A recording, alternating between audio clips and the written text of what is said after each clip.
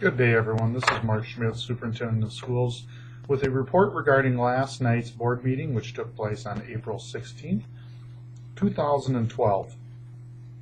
The meeting began at 7 o'clock, and the roll call took place. There was a community forum presentation from Catherine Edwards and her children regarding Staples Motley's chess tournament that was recently conducted here, as well as the Pillager one, and I believe it was Parker's Prairie. Catherine and her children did an excellent job of presenting, and congratulations to their family on an outstanding performance on the chess tournament.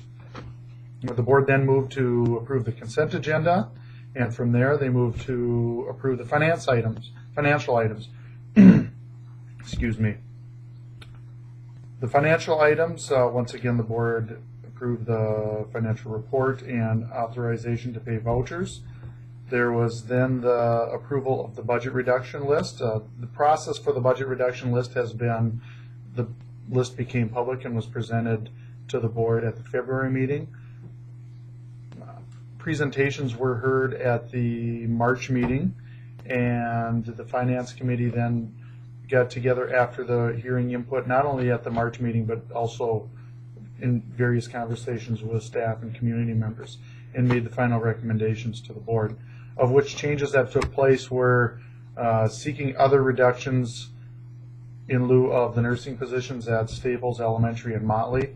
We don't know as of yet what those reductions will be, but we need to go back to the drawing board and come up with some reductions, and hopefully be able to do that without cutting other personnel.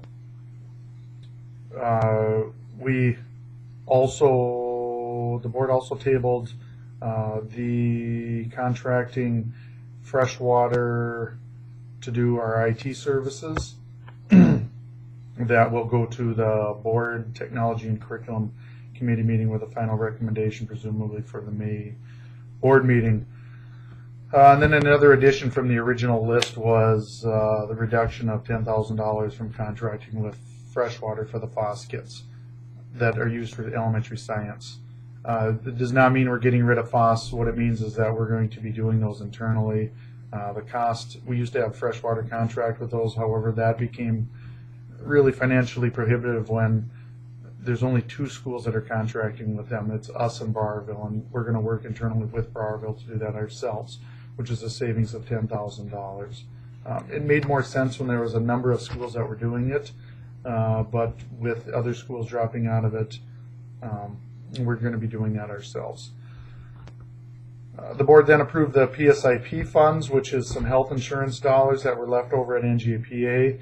Those dollars will be going to employees who currently have a policy through the school district in the amount of $32,253. Some will be retained by the district. Those are retirees that have a full single premium paid by the district, and that's a cost of, or that's a dollar amount of $6,101. So the board approved that, and that was per the recommendation of the Finance Committee as well as the Wellness Committee from the staff. The board then went to seek permission for bids for dairy and bread products, as well as for petroleum, which is an annual permission we seek from the board that will help prepare us for the next school year. The board approved copier quotes. The copier quotes are going to be for Marco. We do copier bids every 5 years, so we sign a 5-year contract with a company. Probably the only difference people are going to see is that we are switching from Kyocera copiers to Sharp copiers, as that is the vendor for Marco. Good news on it, for the 5-year period, our quote is actually down $2,000 annually. So those will be installed this summer. The board then approved the capital outlay budget. We divvy out capital outlay with projects for each building, which each building has some projects which probably leave to the building administrators to go through that with individuals or with staff as far as those projects, and then we try and leave some money left over for that's divvied out for the buildings that is not allocated. So as things come up throughout the year, they have some dollars to access those.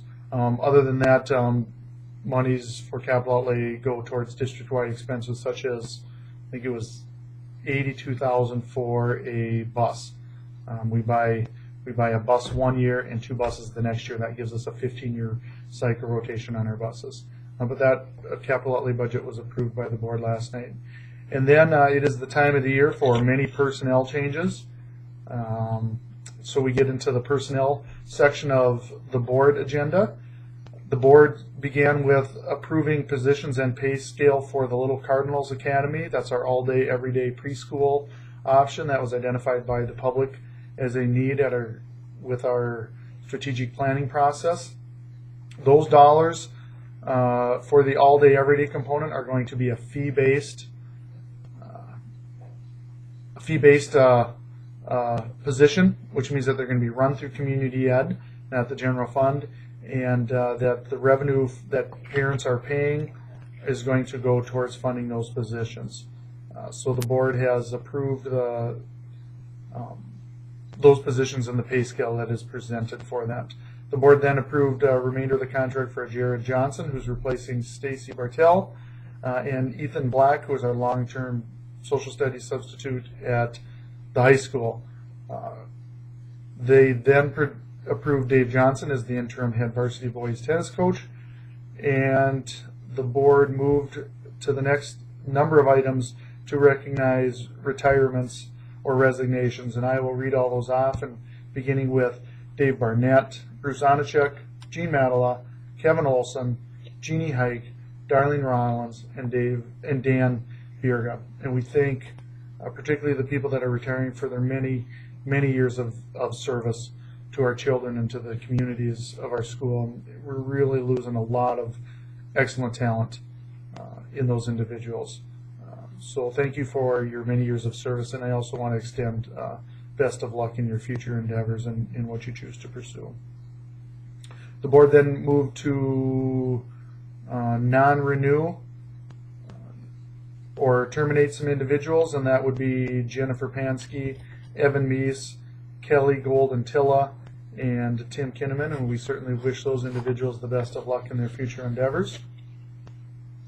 And then the board moved to post for many of the positions that were resignations or retirees or terminations, and those are, I will just read those off, and if you know of anyone that may be a good candidate for any of these positions, I would encourage you to have them apply for these positions. We are seeking a 6th grade position, a physical ed position at Motley, a K-8 EBD position at Motley, a high school math position, a middle school science position, a 1/3 elementary art position, and the Little Cardinal Academy preschool positions. I want to touch bases on the art position. That's actually a result of budget reductions in losing Tab Erickson out of the Motley site and needing to provide that needed prep time for the elementary staff. So that's the art position that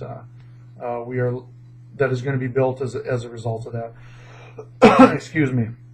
And then the board also approved posting for summer school food service workers at Motley and Staples Elementary.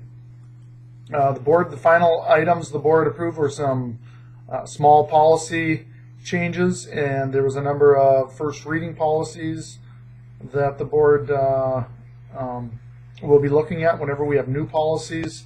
The process is that they are presented as a first reading and then approved. The soonest would be the next board meeting. So presumably, barring any complications in those agendas, those policies would be at the next board meeting. With that completed the final board action of last night. With that, I wish everyone a happy spring. Enjoy the weather, and hopefully by the end of the day, any traces of snow will be melted and gone. Take care, everyone.